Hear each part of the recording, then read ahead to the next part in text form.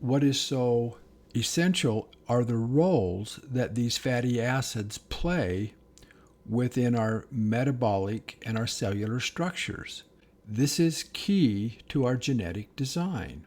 These two essential fatty acids play a role in our biological, our structural, and our functional capacities of our cells and every one of our cells. They are a source of energy.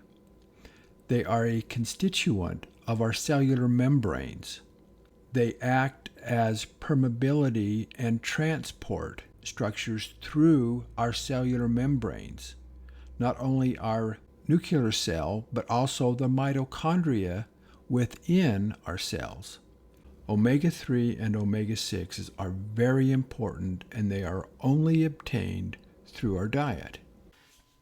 As we look at the essential fatty acids within the omega-6 and the omega-3 fatty acids, we see that there are 8 omega-6 fatty acids, and there are also 8 omega-3 fatty acids. Historically, the human diet evolved with a ratio of approximately 1 omega-6 to 1 omega-3. Even now, traditional diets around the world, absent of Western dietary influences, still maintain ratios very close to this. Disease threshold of omega-6 to omega-3 ratio is approximately 2.5 omega-6 to 1 omega-3. However, typical Western diets contain omega-6s with ratios between 20 to 25 to 1 omega-3. Excessive omega-6 consumption promotes cardiovascular disease, cancers, inflammatory and autoimmune diseases, or neurological diseases, insulin resistance, obesity, and diabetes, just to name a few. Dr. Chris Kenobi has done some excellent research and work on ancestral diets and the shift from natural animal fats into the seed oils and refined carbohydrates. In this slide of his, we are looking at our diets of our ancestors before 1860, where predominantly it was whole food, animal fats, and very, very little sugar. Conversely now, with the U.S. diet, we're looking at real foods being down under 30%, with vegetable oils over 30% as part of our diet, sugar upwards around 21%, with refined carbohydrates around 17%. So this has been a massive shift in our dietary patterns from what our ancestors consumed to what we're consuming in America today. The cells within our body utilize two vital food sources: glucose through glycolysis and fat through ketosis.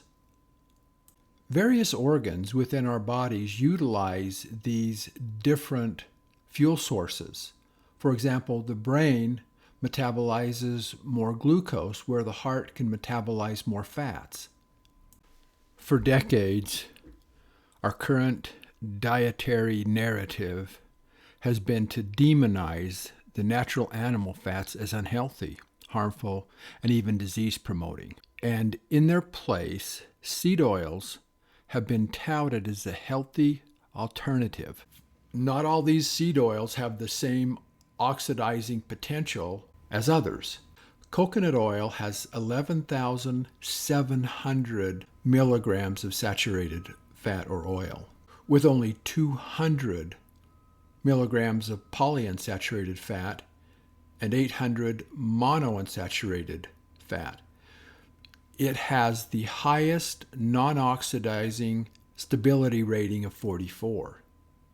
Compare that to extra virgin olive oil with a non-oxidizing stability rating of 35, virgin olive oil at a rating of 30, olive oil now 1,900 milligrams of saturated fat with 9,800 milligrams of monounsaturated fat and 1,400 polyunsaturated fat, it has a non-oxidizing stability rating of only 16.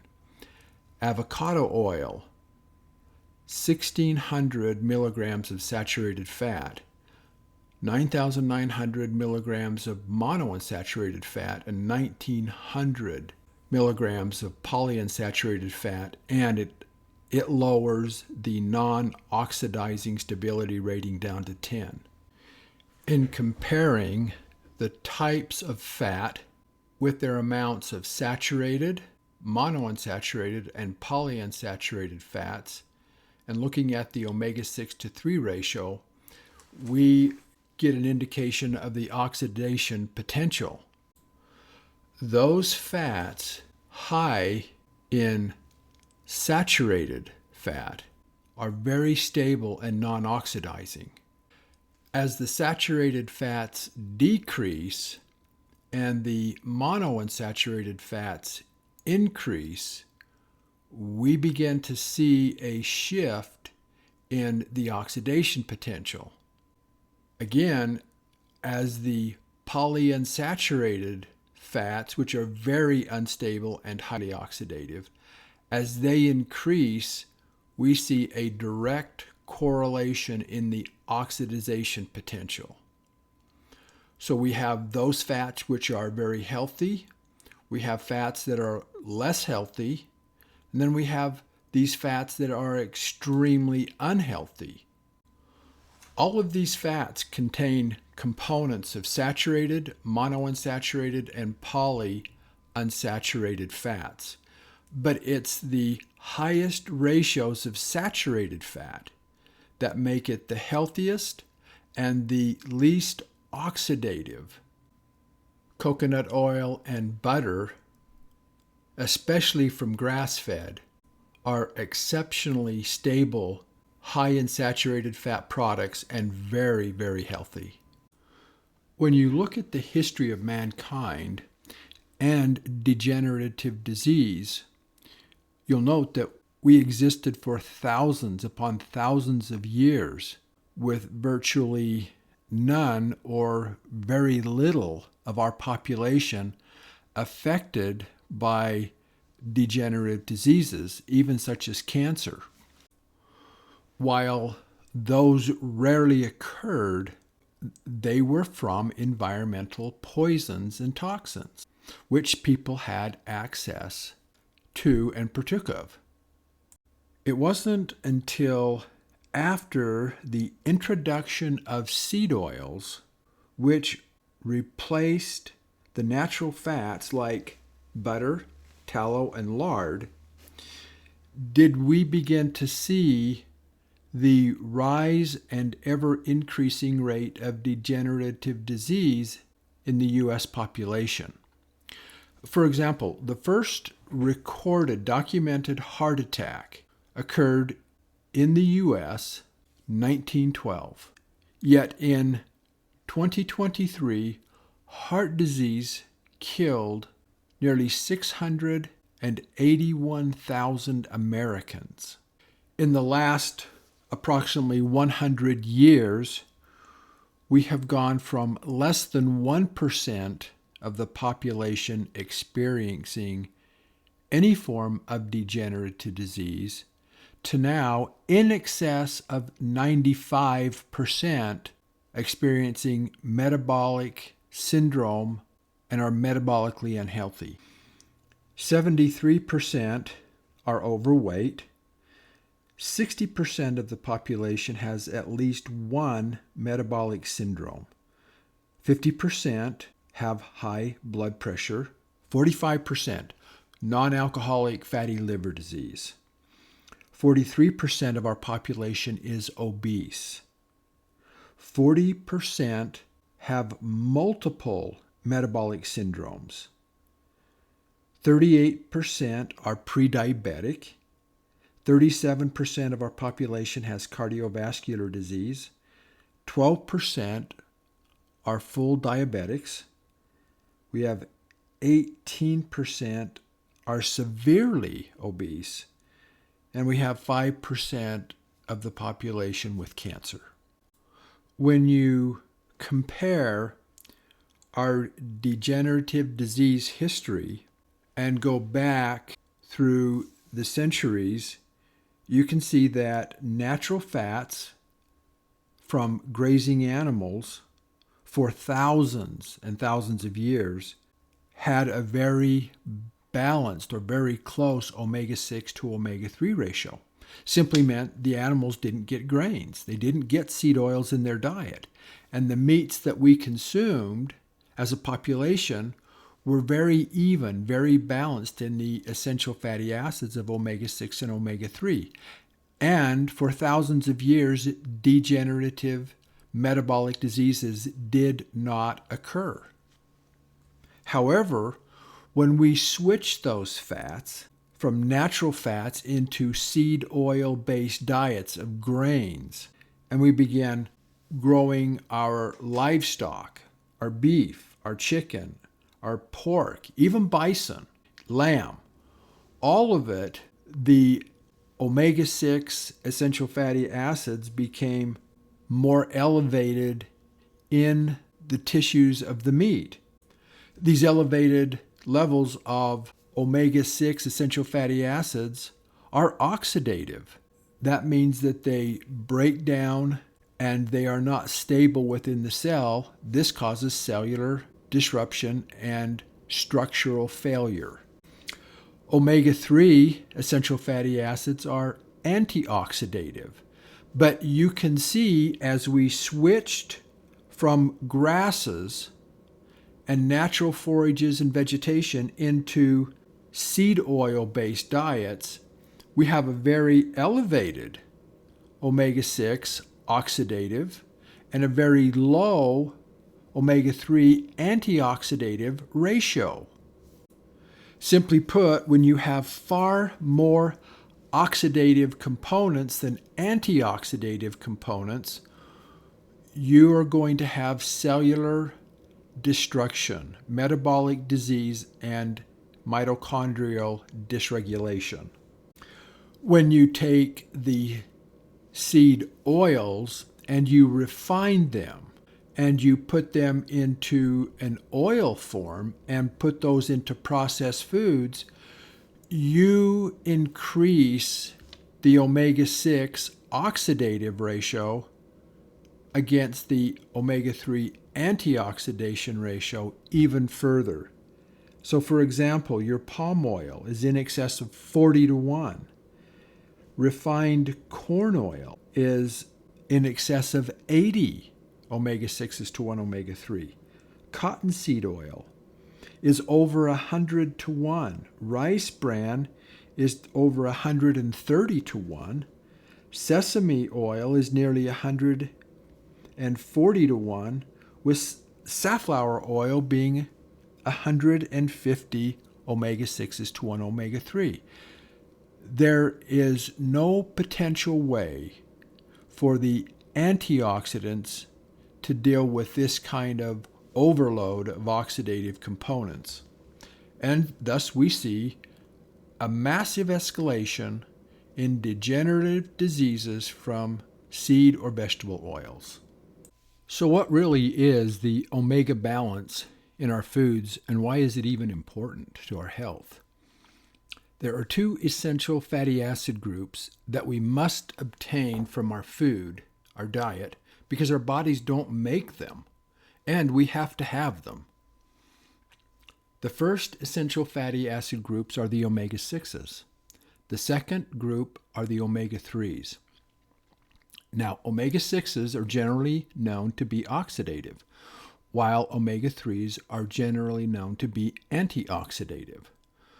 But both essential fatty acid groups are absolutely critical because they are used in every cell of our body as part of our entire hormone profile. They're needed for energy production, cell signaling, and they are also required for the construction and support of our nervous systems, particularly DHA, docosahexaenoic acid, as well as for the neurotransmitters, EPA, through our brain, our nervous system, and much more.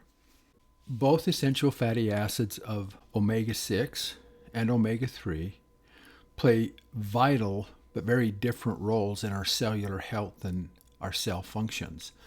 These roles are both complementary yet opposing, but they are both necessary. Omega-6 essential fatty acids is known to be oxidative, which means it breaks down very easily. Omega-3 essential fatty acids are known to be antioxidative, which means they're very stable and they resist breaking down. But the concept of balance means that when our cells and our mitochondria produce oxidation in the process of producing energy, we create free radicals and reactive oxygen species which do damage our cells. But that our cells and our mitochondria have an equal amount of antioxidants to mitigate the damage. So our cells and mitochondria remain healthy and functional. However, it's when our dietary intake of omega-6s exceed that of the omega-3s that we have more oxidization or more free radical formation than we have antioxidants to offset or neutralize these oxidative free radical damaging particles. There is a crucial role for omega-6s and cellular oxidation within our immune system. Cellular respiration produces oxidization, and this is unavoidable, and it is necessary for energy production.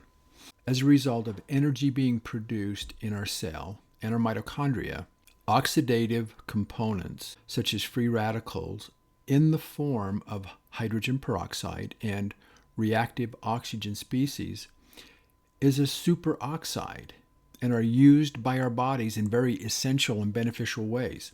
For example, our immune system uses the cell-destroying properties of free radicals to kill pathogens by engulfing an invader, such as a bacteria or even a virus, then exposing it to a free radical such as hydrogen peroxide, which destroys its membrane. Free radicals such as hydrogen peroxide acts as a signaling molecule that calls immune cells to an injured site, aiding in tissue repair. And even our thyroid gland synthesizes its own hydrogen peroxide, which is required for the production of the thyroid hormone. Furthermore, reactive oxygen species and reactive nitrogen species interact with proteins in cells to produce signaling molecules. Now, these free radical nitric oxides have been found to help dilute blood vessels, and they act as a chemical messenger to the brain. By acting as signaling molecules, free radicals are involved in the control of their own synthesis, stress response, regulation of cell growth, metabolism, and even death. Controls cellular temperature. This helps maintain us at 98.6. These reactive oxygen species are involved in regulating temperature, such as fevers, which are part of our immune system response. We use these controlled oxidation in the process of apoptosis, the homeostasis of the cell, and also programmed cell death, which is used to destroy cells that cannot be repaired or cells that begin to grow abnormally, such as cancerous cells. The key understanding here is that while both are crucial and play very beneficial roles, it is the balance between the omega-6 and the omega-3 that is absolutely required for omega-6s to maintain their beneficial role. When the oxidation load from omega-6 exceeds the antioxidation capacity of omega-3s and our endogenous enzymes that help detoxify our cells, then cellular structure and functions break down. And these cellular functions are diminished, and our metabolic toxin accumulation begins to happen in our cells, which is going to lead to metabolic dysfunction and degenerative diseases. Having a correct balance between omega-6 and omega-3 is essential for good health. Conversely, an imbalance will be associated with poor health. A Cochrane review has shown that omega-3 fatty acids are beneficial to a lot of diseases, including cystic fibrosis, type 2 diabetes, dysmenorrhea, schizophrenia, and even cardiovascular disease. And abundant evidence shows that omega-3 and omega-6 exhibit significant effects in inhibiting various types of tumors when they're in balance. In 1970, the omega-3, which is also a polyunsaturated fatty acid, clinical studies provided evidence to support the prevention of cancer, including colon, breast, and prostate cancers. In contrast, evidence indicates a high dietary intake of omega-6s is associated with an increased risk of developing cancer. It is the ratio of omega-6 to omega-3 is believed to be of greater importance than the absolute level of a particular fatty acid. Let's look at the difference between oxidation and inflammation. Excessive oxidation is the first step in cellular and mitochondrial damage. Inflammation is the immune system response to oxidation and its damages. Now, acute inflammation, which is short-term, is part of the healing process. Chronic inflammation, which goes on long-term, is the basis for all degenerative diseases. So treating inflammation is not addressing the root cause of inflammation. Stopping excessive oxidation prevents inflammation.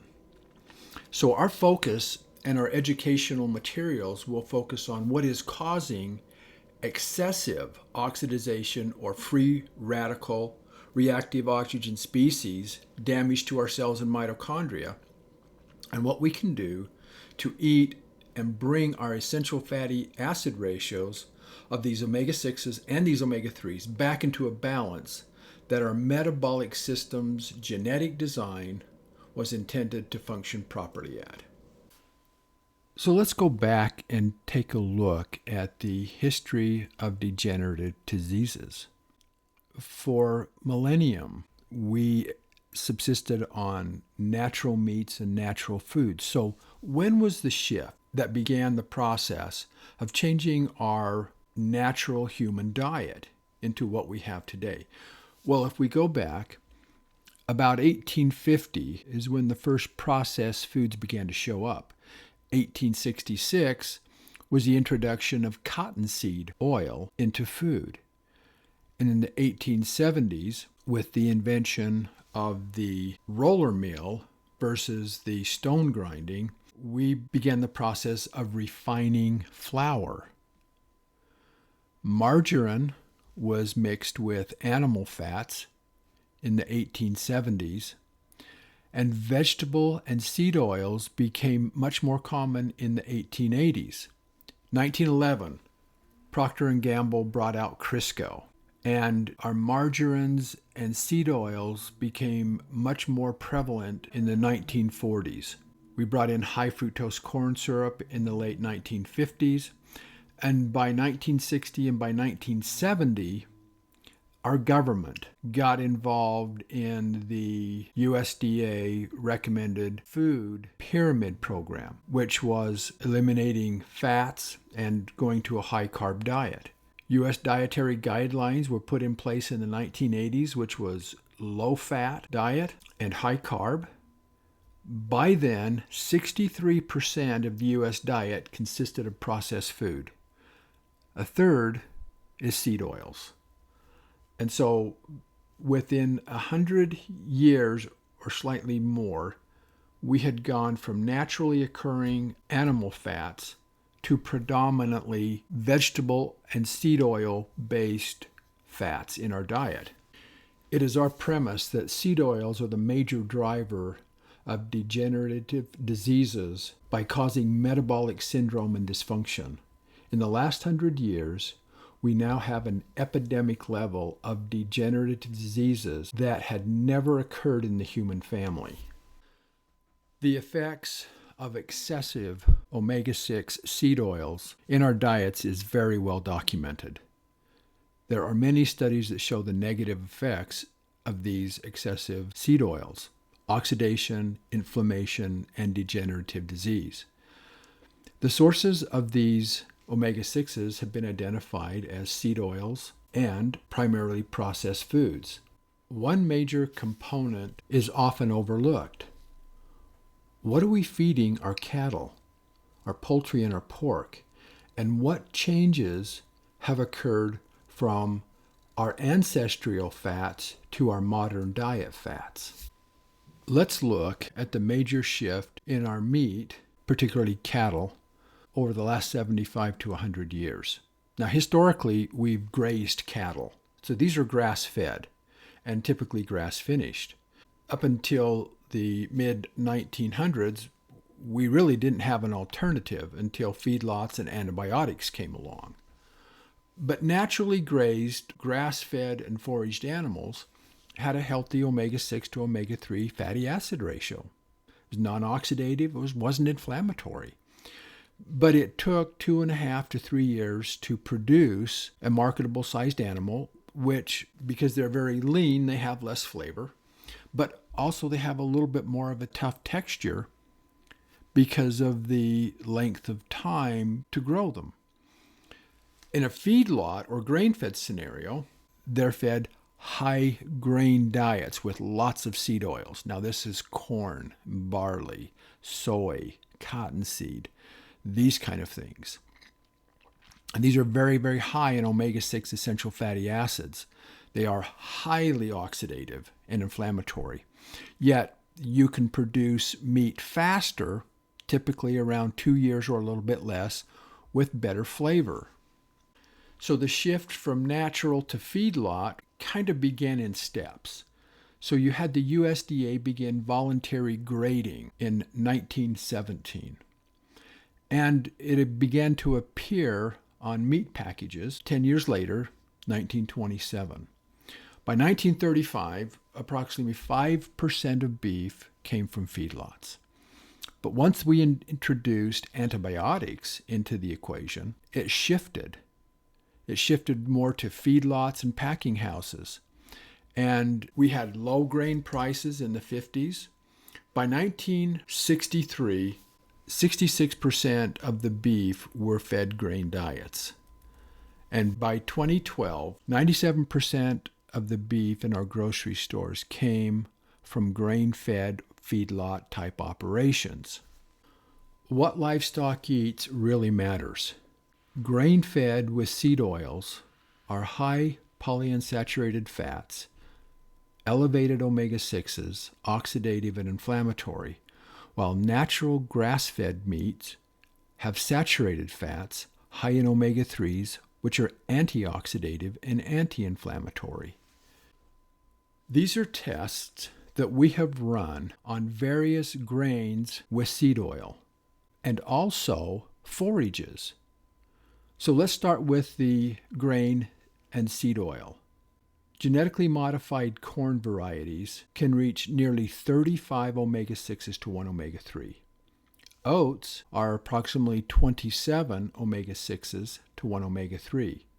We tested non-genetically engineered corn at over 25 omega-6s to 1 omega-3. Wheat and barley both come very close to that 15 to 1 ratio. And peas come in at approximately 8 or 9 omega-6s to 1 omega-3. These high omega-6s are way in excess of the balance to omega-3s. Now look at our forages. We have taken pasture grasses. They're almost completely the reverse of the seed oils. We have more omega-3s than we have 6s. Our pasture grasses come in at almost 5 omega-3s to 1 omega-6. We have a grass legume blend, which are approximately 8 to 10 different varieties of grasses with alfalfa, sweet clover type legumes, and those come in at 2 omega-3s to 1 omega-6. Straight alfalfa comes in at 2 omega-3s to 1 omega-6. So these forage diets are very antioxidative, anti-inflammatory, while our seed oils, our grains, are highly oxidative, highly inflammatory. By consuming these high level of seed oils, whether it's in our processed foods or in our meat, it really makes everything that consumes it sick in every cell. This doesn't pertain to just humans. This also pertains to livestock. We are all metabolically unhealthy with these excessive oxidizing oils in our food, which ended up in our metabolic systems. There are two critical processes happening here. One is cellular breakdown begins with oxidizing linoleic acid, omega-6, in the cell membrane and in the mitochondria. And this is causing the cell to prematurely break down. This leads to cellular dysfunction. And cellular dysfunction downregulates all cell properties, and it reduces energy production of ATP in the mitochondria. The second critical process here is that the progressive breakdown of linoleic acid and omega-6 results in poisonous compounds being produced within the cell's membrane, our organelle, and the mitochondria, which additionally drives this epidemic level of degenerative diseases. We went back, and with the NIH, the American Heart Association, and with the help of the CDC, we began to compile a picture of how the American health metabolic disease picture, when it started and what it looks like today. You take a population currently of about 340 million people in the U.S. In excess of 90% of this population is metabolically unhealthy. We have 73% of our entire population is overweight, and now 60% has at least one serious metabolic dysfunction. 50% have high blood pressure. 48.6% have cardiovascular disease. We have over 46% that are pre-diabetic, and nearly 45% of our population non-alcoholic fatty liver disease. Right now we stand at 43% obesity. We have 40% of our entire population with multiple metabolic syndromes. We have 18% that are severely obese, 12% diabetic, over 8% with depression, anxiety, and we have 5% and rising of cancer in our society. You go back 150 years and the cancer rate was 1 in 200. Now you're looking at 1 in 2. So we've had this dramatic shift from infectious disease into metabolic disease. So how did we go from infectious diseases to this chronic epidemic level of degenerative diseases? What used to affect us prior to the 1900s was pneumonia and influenza. We had tuberculosis, we had gastrointestinal infections, diarrhea and enteritis, and we had heart valvular disease, which is caused by a bacterial infection. This is not heart attacks. This is not strokes. But by 2019, heart disease was the primary killer, followed by cancer. Drugs, medical errors in dealing with symptoms is number 3. We have chronic lower respiratory diseases now, and cerebrovascular diseases. These are all degenerative diseases. These are not infectious diseases. Here is a list of metabolic syndromes that were virtually non-existent 150 years ago. Over 90% of the adults in America are not metabolically healthy. 60% have at least one chronic disease. This is a 700% increase just from 1935. Over 40% of our population has multiple chronic diseases. Data from the CDC in 2022 and the American Heart Association in 2023 gives us the number of deaths from cardiovascular disease at over 930,000 per year. Cancer, over 600,000 per year. Deaths attributed to obesity, 325,000. Alzheimer's, 119,000. Diabetes, 103,000. Liver disease, over 56,000. There are fats that protect our cells, and there are fats that damage our cells. Stable, non-oxidizing fats, such as saturated fats, naturally occurring animal fats, omega-3s, historically, in a balanced ratio, had very little expression of disease. So with a balanced ratio of 1:1, omega-6 to omega-3, the oxidative processes required for energy have an antioxidation process required to rebalance and detoxify the oxidization. The majority change in fat composition has led to a very highly unstable oxidizing fats. These are trans fats. They're seed oils. These are high omega-6s. The last 100 years, we have had a very imbalanced ratio, causing most of our population, nearly 94+% of our population, to have these metabolic disorders. Currently, we're approximately 25 omega-6s to 1 omega-3 in our diet. This is massively oxidative, and we simply do not have the antioxidant capacity to deal with this oxidization. But this is all dietary. This is a choice. Excessive oxidization causes metabolic syndrome. So in a balanced ratio of approximately this 1:1, we have the oxidation and the antioxidation. We have our endogenous enzymes like superoxide dismutase, our glutathione, our catalase, our vitamins A, C, and E, which are wonderful antioxidants, along with copper, zinc, and even selenium. When we begin to elevate the omega-6 to omega-3 ratio, we then get into metabolic syndrome effects. And as you can see, the higher we go, the more expression of disease that we have. At 5:1, there were beneficial effects with patients with asthma. When it was increased to 10:1, there was adverse effects for patients with asthma. By lowering it to even 4:1, it was associated with a 70% decrease in total mortality. Also, that 4:1 began helping optimal brain function.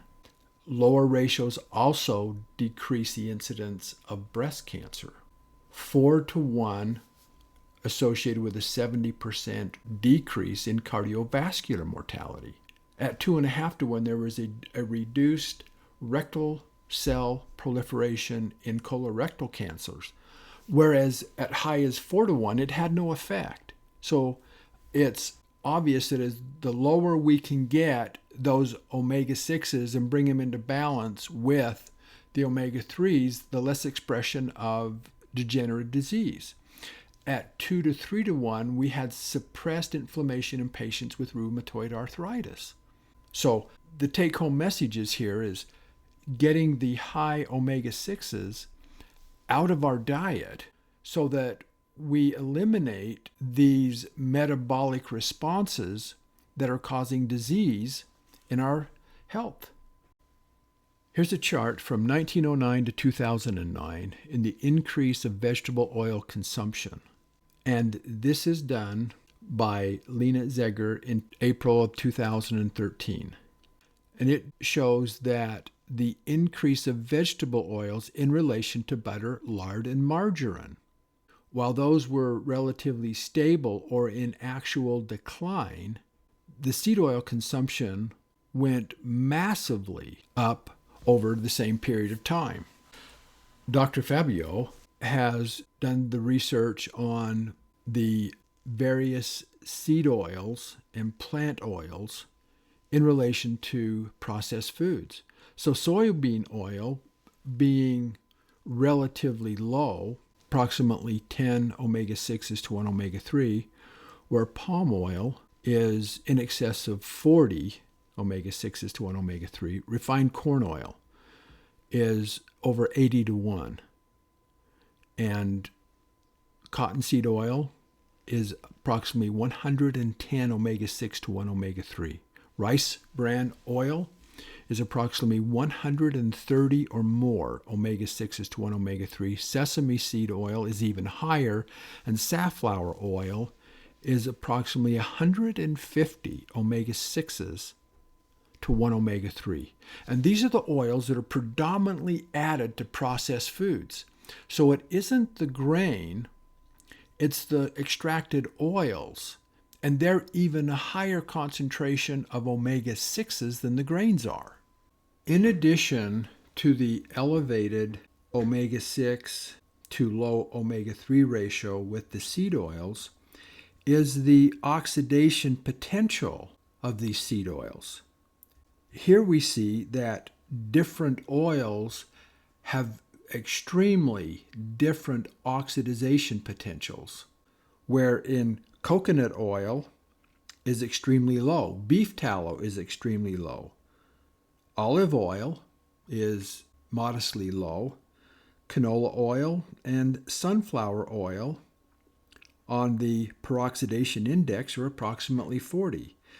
You look at corn, has a 53% peroxidation index, with soybean oil at nearly 65.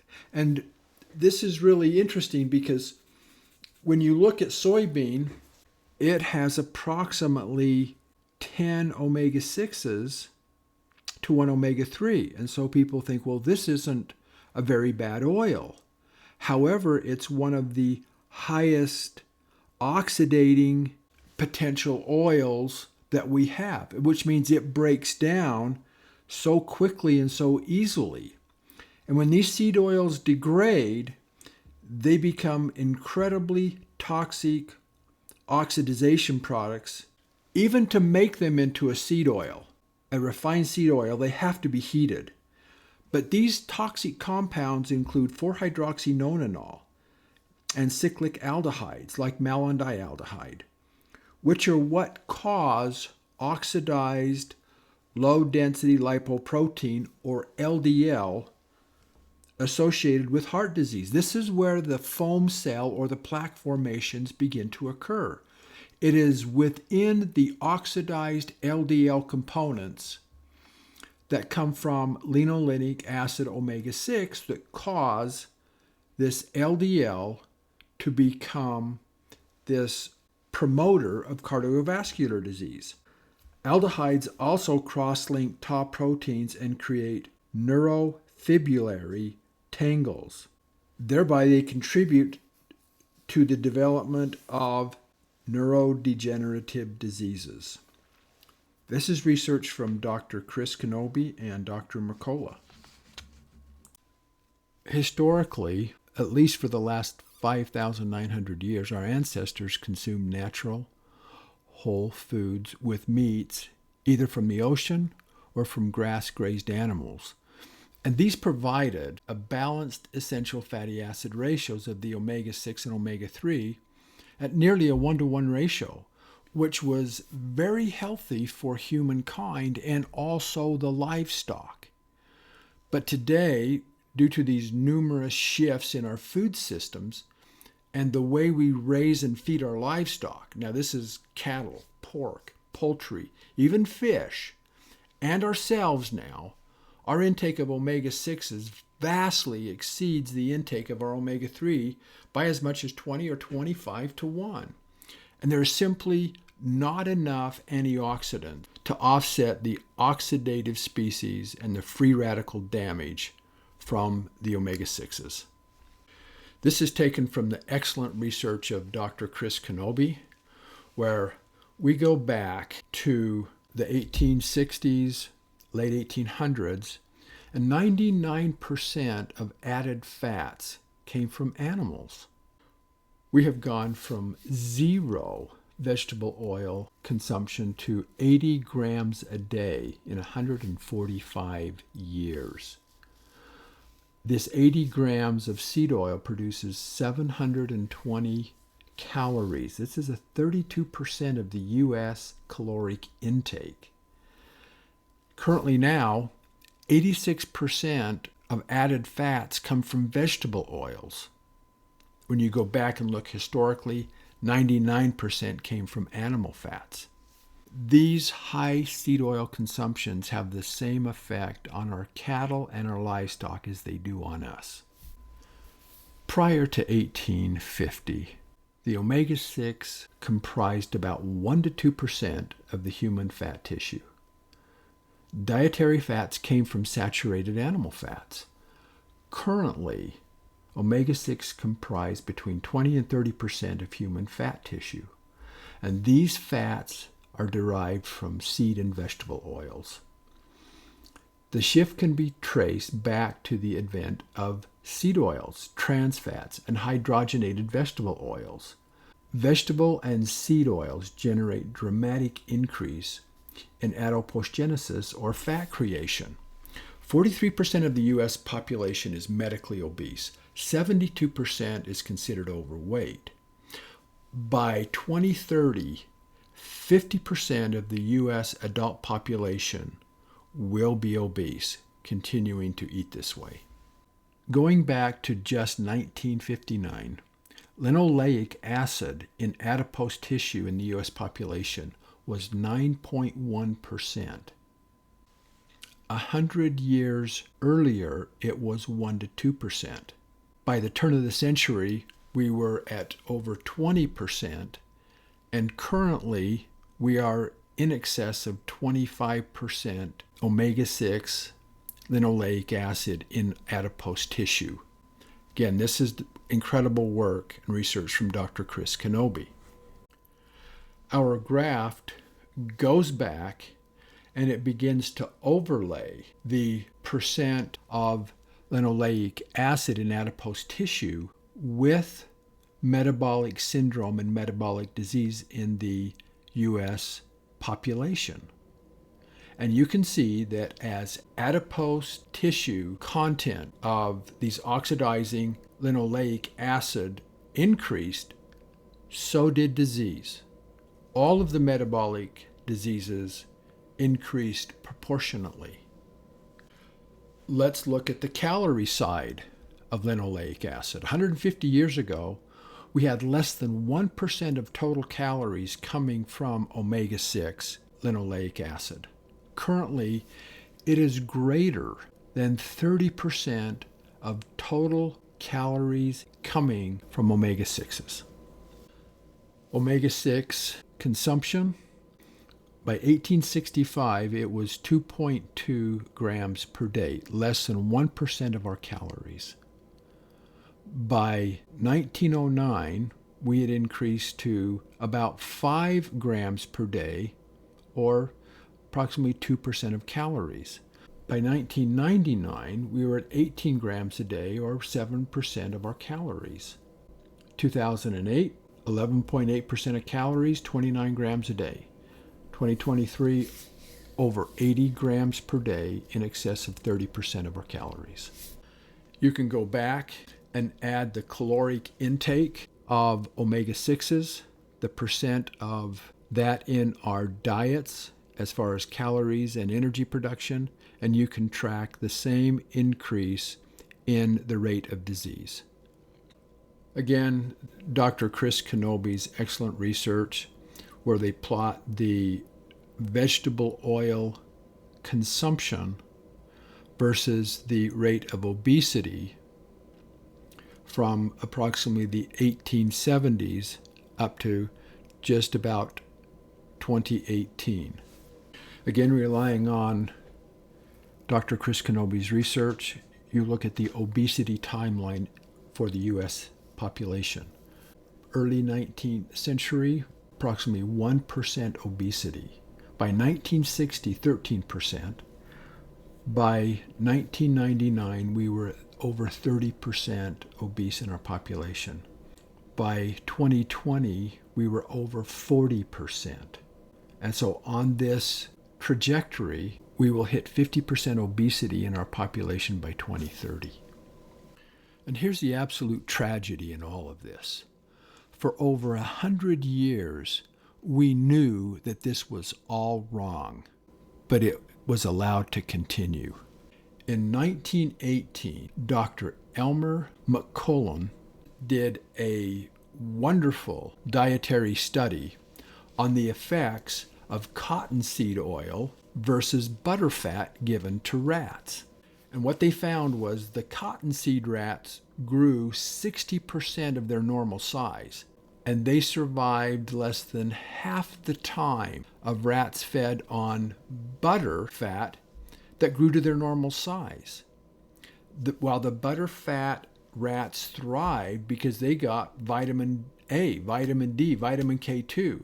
There are no vitamins in seed oils.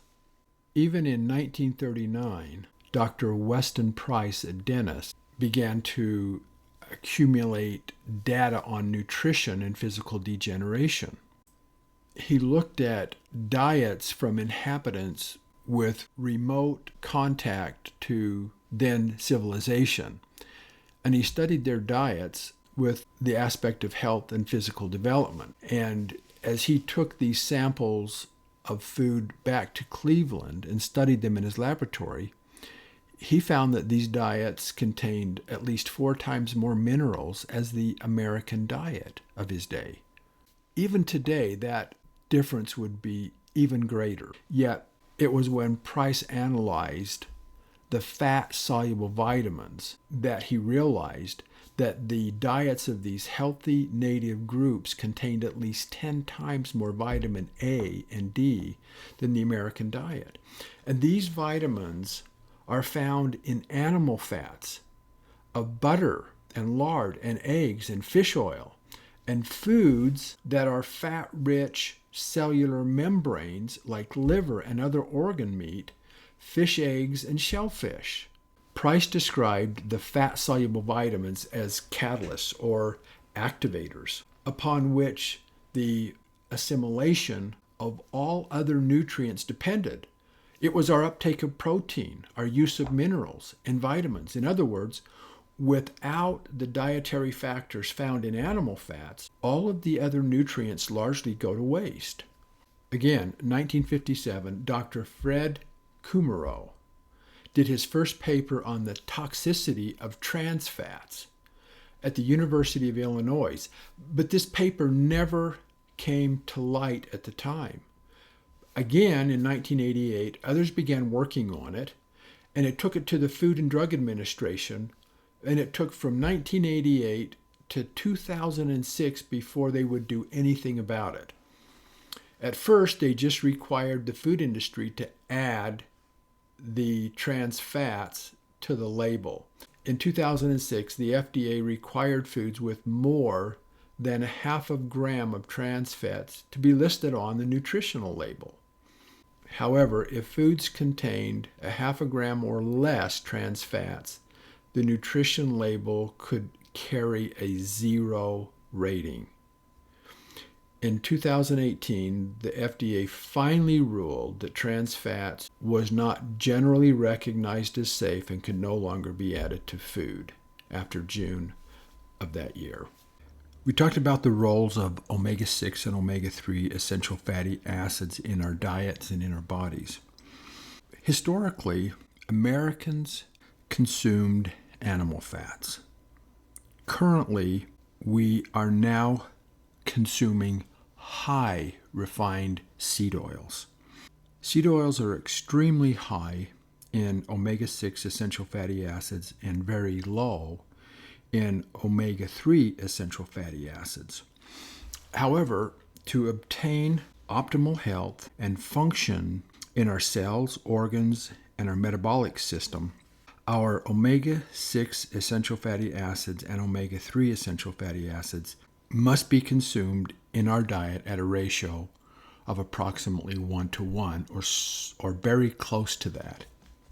An excess of omega-6 essential fatty acids causes excessive oxidation and chronic inflammation, which damages our cellular function and structure, which causes metabolic dysfunction followed by disease. There is a direct correlation between the time seed oils were introduced into the American diet and the drastic escalation of the metabolic diseases and death that followed. It is not just processed food that we should be worried about. Large amounts of seed oils also end up in our meats, our beef, chicken, pork, lamb, etc., because of their high grain diets.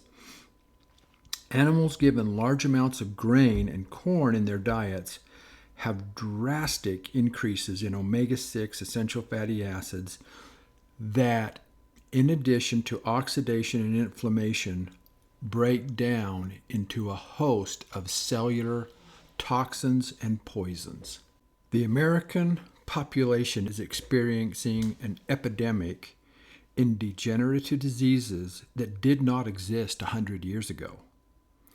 Yet, even back then, nearly 100 years ago, we had evidence that incorporating seed oils into the human diet at such high rates resulted in both physiological and metabolic dysfunction.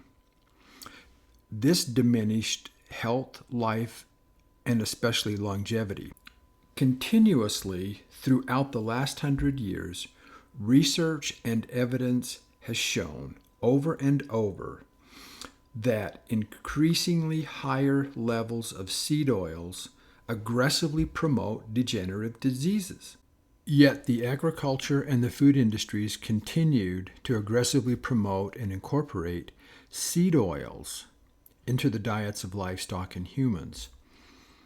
This provided cheap food.